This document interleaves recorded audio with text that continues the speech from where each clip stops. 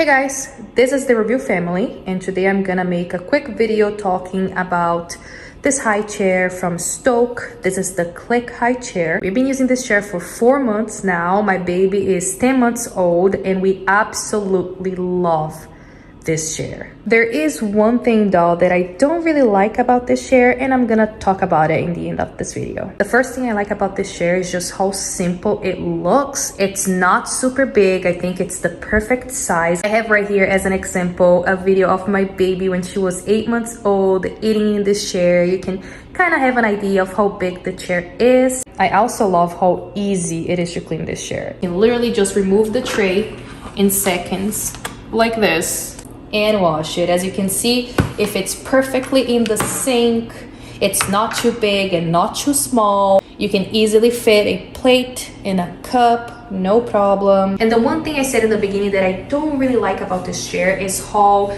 when you remove the tray, it feels like the baby is gonna fall forward just because it doesn't have anything like around the baby besides the straps. But that never happened with us. We never had any problem. Our baby never fell off the chair. I just feel like it gives you that feeling.